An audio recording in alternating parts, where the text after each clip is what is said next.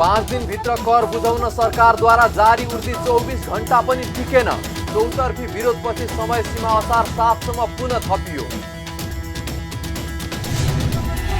Lockdown जारी भए पनि काठमाडौँ उपत्यकाका सडकमा सवारी साधनको चाप। तोकिएको बाहेकको समयमा पनि पसलहरू खुल्न थाले। लकडाउन खोल्न व्यवसायीको दबाव। र नेपालमा थप एकजना कोरोना संक्रमितको मृत्यु। संक्रमितको संख्या एक सातामै दोब्बरले बढ्यो। स्वास्थ्य सङ्कटकाल घोषणा गर्ने सरकारको तयारी। बुबाले के भएको मामु केही बोल्नुस् न।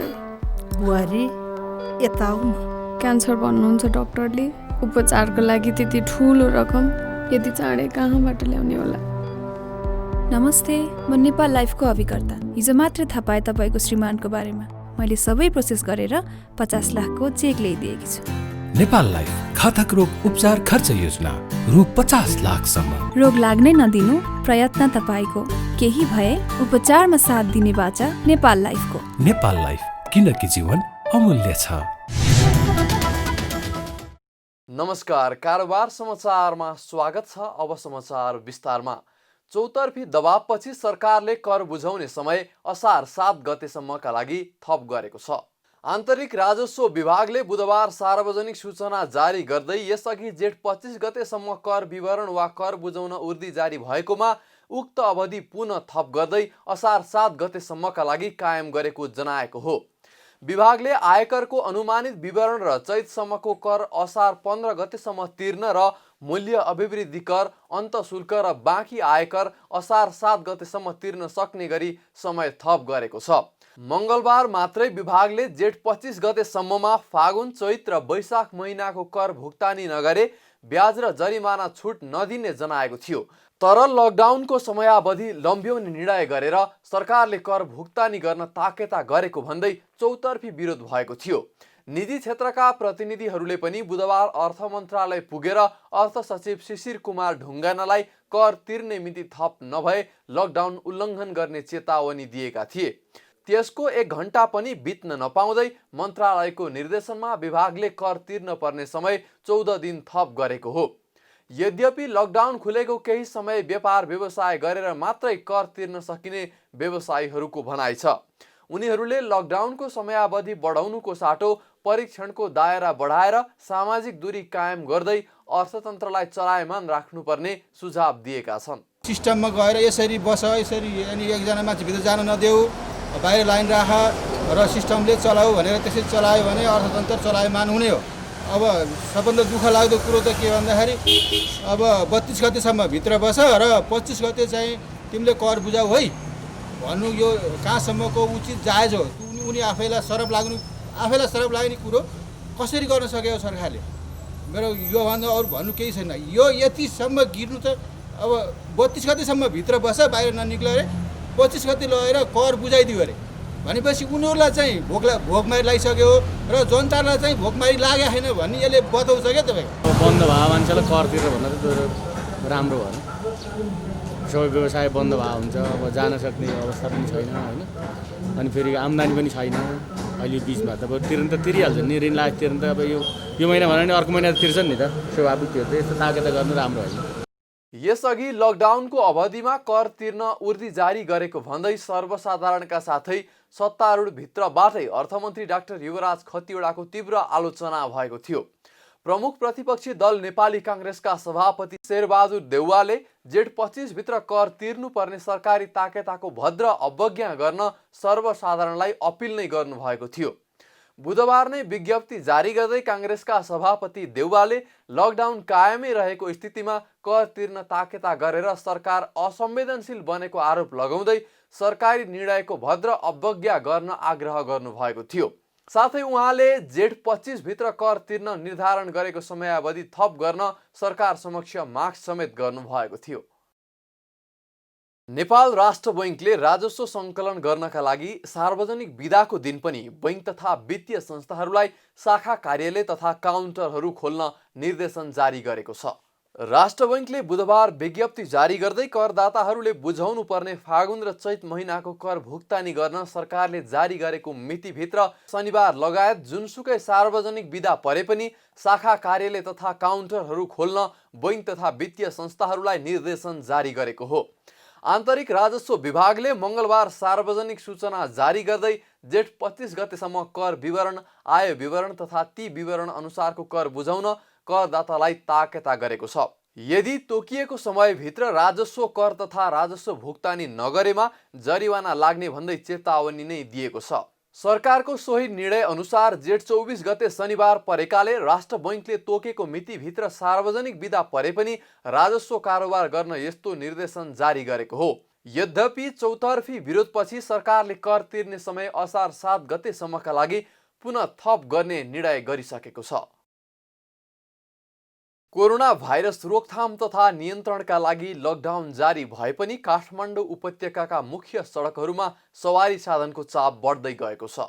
2 महिनाभन्दा बढी समयसम्म लकडाउन हुँदा जनजीवन प्रभावित भएको र मानिसहरू बिस्तारै काममा निस्किन थालेपछि उपत्यकाका मुख्य सडकमा सवारी साधनको चाप बढेको हो। सरकारले गत चैत्र 11 गतेदेखि सुरु गरेको बन्दाबन्दी अर्थात् लकडाउनको अवधि 8औं पटक थप गर्दै जेठ 25 गतेसम्म कायम गरेको छ। सरकारले गत चैत्र 11 गतेदेखि सुरु गरेको बन्दाबन्दी अर्थात् लकडाउनको अवधि 8औं पटक थप गर्दै जेठ 25 गतेसम्म कायम गरेको छ भने बुधबार लकडाउनको 72औं दिन हो। तर लकडाउनको अवधि थप भए पनि पछिल्ला केही दिनभन्दा काठमाडौँका सडकहरूमा बुधबार सवारी साधन बढी गुडेका छन्। प्रहरीले लकडाउन खुकुलो नगरेको भन्दै अति आवश्यक बाहेकको काममा बाहिर ननिस्किन अनुरोध गरे पनि सडकमा लकडाउन खुलेको अनुभूति हुने गरी सवारी साधन चलेका छन्। काठमाडौँका केही सडकहरूमा जाम नै भएका छन् भने अन्य दिनको तुलनामा तोकिएको बाहेकको समयमा पनि विभिन्न पसलहरू खुलेका छन्। बजेट मार्फत राहतका प्याकेज कुरेर बसेको निजी क्षेत्र पनि राहतको सट्टा जेठ 25 मा कर तिर्ने सूचना आयो भन्दै लकडाउनको मोडालिटी परिवर्तन गर्न सरकारलाई दबाब दिइरहेका छन्। काठमाडौँका केही स्थानमा स्थानीय व्यवसायीले लकडाउनको अवज्ञा सुरु गरिसकेका छन्। उनीहरूले रोगले भन्दा भोकले मर्ने खतरा बढेको भन्दै लकडाउन खोल्नुको विकल्प नरहेको बताएका छन्। लगभग 3 महिना भइसक्यो यसरी लकडाउन गरिरहने हो भने त मान्छे रोगले भन्दा अगाडि चाहिँ भोकले मर्छ, हो कि होइन भन्नुहोस् त। त्यस कारणले त यसलाई त चलायमान, बजारलाई चलायमान बनाउन सकिएन भने मान्छे जो आर्थिक सङ्कट त भइ नै सक्यो, अझै तर्न्छ र अनि डामाडोल नै हुन्छ कि आर्थिक अवस्था डामाडोल हुन्छ। मान्छे भोकै मर्छ, लुटपाट हुने अवस्था आउँछ। त्यस कारणले यो चलायमान राख्नुपर्छ। लकडाउनै गरेर पनि समस्या समाधान होला जस्तो मलाई लागेन। 3 महिना भइसक्यो होइन। एउटा नागरिक पनि जनचेतना हुनु पर्यो नागरिकमा पनि, किनभने एउटा सामाजिक दूरी कायम गरेर जस्तो अहिले मैले भने नि बिहान 9 बजीसम्म मात्रै पसल खोल्न दिने, बिहान 81 भिड भएपछि झन् त्यसै पनि मान्छे त लाइन भयो, सामाजिक दूरी कायम गर्दा अलिकति त्यसको उल्लङ्घनै हुने भयो। तर यसरी भयो भने त कमसेकम ल जतिखेर पनि सामान पाइन्छ चाहिएकै बेला जाने है भन्ने हुन्छ। चारैतिरबाट मार परिरहेको छ नि त। त्यही पनि अब के गर्ने, अब देशको लागि भनौँ या स्वास्थ्यको लागि भनौँ, आफ्नो स्वास्थ्यको लागि भनौँ, सहनु नै परम कर्तव्य ठानेर बसिरहेको छ। अब आफूले दिनुपर्ने ठाउँमा चिन्नुपर्ने ठाउँमा त लकडाउन भनेर बसेर भएन, दिनै पर्यो, चिन्नै पर्यो होइन, चल्नै पर्यो, चलाउनै पर्यो। सरकारले कोरोना रोकथाम र नियन्त्रण गर्न भन्दै गत चैत्र 11 गतेदेखि सुरु गरेको लकडाउनको अवधि जेठ 32 गतेसम्म कायम गरेको छ भने लकडाउनलाई खुकुलो पार्ने विषयमा प्रधानमन्त्री केपी शर्मा ओलीले समेत छलफल सुरु गर्नुभएको छ।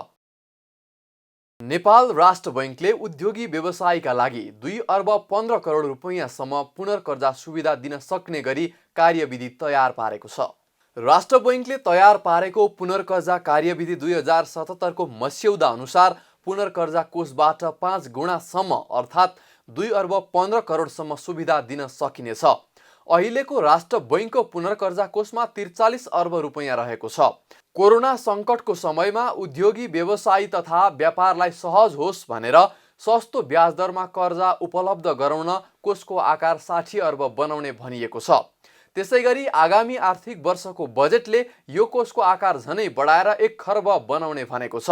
कोषको आकार 1 खर्ब भएको अवस्थामा कार्यविधिको मस्यौदा अनुसार 5 अर्बसम्म पुनर्कर्जा सुविधा दिन सकिने व्यवस्था रहनेछ।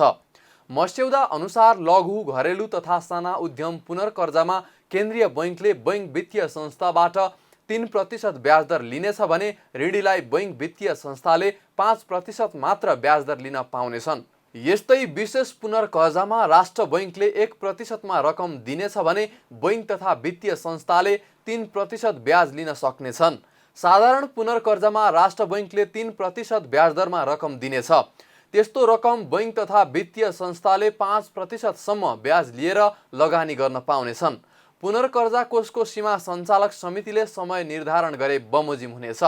केन्द्रीय बैङ्कका अनुसार प्रति ग्राहक रु 15 लाखसम्मको लघु, घरेलु तथा साना उद्यम पुनर्कर्जा, 10 करोडसम्मका विशेष पुनर्कर्जा र साधारण पुनर्कर्जा इजाजत पत्र प्राप्त क, ख र ग वर्गका इजाजत प्राप्त संस्थालाई एकमुष्ट रूपमा प्रदान गरिनेछ। तोकिएको कागजात सहित ग्राहकले बैङ्कका सम्बन्धित शाखामा निवेदन दिनुपर्नेछ।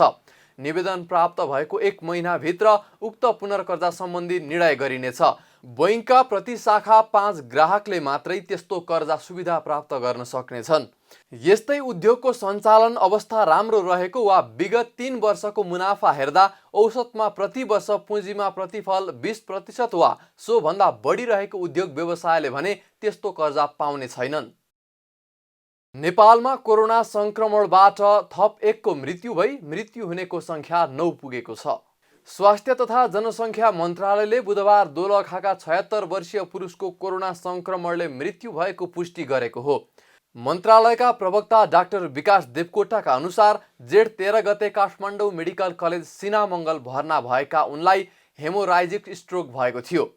उनको अपरेसन गरिएको थियो। जेठ 15 गते स्वाबको परीक्षण पश्चात उनमा कोरोना पोजिटिभ देखिएको थियो।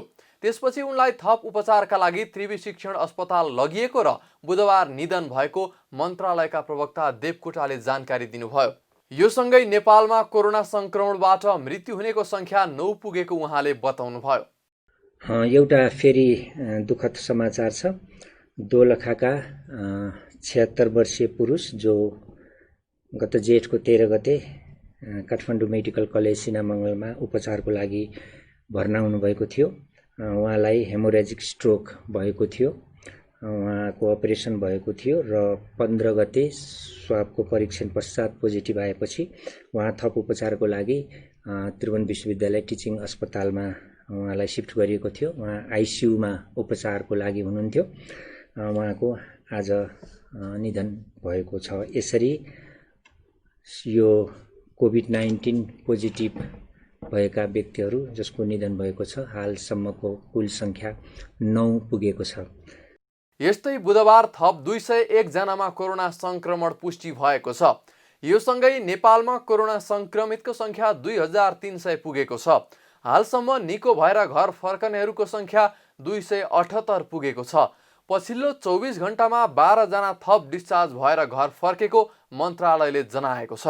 मंगलबारसम्म मुलुकभर 1,55,868 जना विभिन्न जिल्लामा क्वारेन्टाइनमा रहेका छन् भने 2013 जना आइसोलेसनमा रहेका छन्।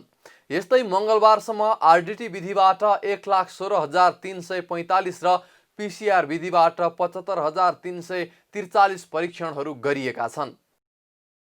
सरकारले स्वास्थ्य सङ्कटकाल अर्थात् हेल्थ इमर्जेन्सी घोषणा गर्ने तयारी गरेको छ। बुधबार स्वास्थ्य तथा जनसङ्ख्या मन्त्रालयले स्वास्थ्य सङ्कटकाल घोषणाको प्रस्ताव मन्त्री परिषदमा लैजाने निर्णय गरेको हो। पछिल्लो दिनमा कोरोना संक्रमितको संख्या दोब्बरले बढेर 2000 भन्दा बढी थपिएपछि मन्त्रालयले संक्रामक रोग ऐन 2020 अन्तर्गत स्वास्थ्य सङ्कटकाल घोषणाको प्रस्ताव गरेको हो। स्वास्थ्य सङ्कटकालको मापदण्ड मन्त्री परिषदले स्वीकृत गरेपछि जारी भई लागू हुनेछ। मन्त्रालयको अनुसार संक्रमणको रफ्तार बढ्दै जाँदा अस्पतालको बेड, क्वारेन्टाइनको क्षमता, लजिस्टिक र जनशक्ति नपुग्ने भएकाले सङ्कटकाल लगाउने निर्णयमा पुगेको हो। मन्त्रालयले गत महिनामा बनाएको health sector emergency response plan अनुसार 2000 भन्दा बढी कोरोना संक्रमित पुगे घरमै आइसोलेसनमा राख्ने उल्लेख गरिएको छ। यस्तै 2000 देखि 5000 सम्म संक्रमित पुगेमा दोस्रो चरणको उपचार रणनीति लागू गर्ने भनिएको छ। यस्तै 5,000 देखि 10,000 संक्रमित पुगेको अवस्थामा मन्त्रालयको तेस्रो चरणको उपचार रणनीति लागू गर्नेछ। 10,000 भन्दा बढी मानिसमा संक्रमण भएको अवस्थामा मन्त्रालयले सबै अस्पतालमा कोरोनाको बिरामी राख्ने योजना बनाएको छ। त्यसबेला 1500 भन्दा बढीलाई अक्सिजन तथा 500 भन्दा बढीलाई आइसियु चाहिने अनुमान छ। यो चौथो चरणको रणनीति हो। कारोबार समाचारमा अब सुन चाँदी र तरकारीको थोक मूल्य तथा विदेशी विनिमय दर सम्बन्धी जानकारी।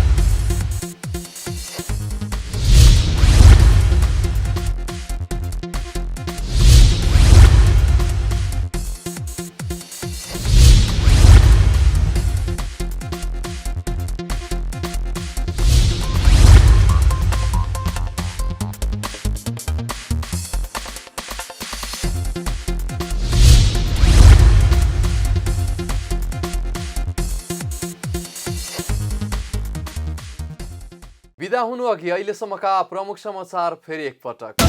5 दिनभित्र कर बुझाउन सरकारद्वारा जारी उर्दी 24 घण्टा पनि टिकेन। चौतर्फी विरोधपछि समय सीमा असार 7 सम्म पुनः थपियो। लकडाउन जारी भए पनि काठमाडौँ उपत्यकाका सडकमा सवारी साधनको चाप। तोकिएको बाहेकको समयमा पनि पसलहरू खुल्न थाले। लकडाउन खोल्न व्यवसायीको दबाव। र नेपालमा थप 1 जना कोरोना संक्रमितको मृत्यु। संक्रमितको संख्या एक सातामै दोब्बरले बढ्यो। स्वास्थ्य सङ्कटकाल घोषणा गर्ने सरकारको तयारी।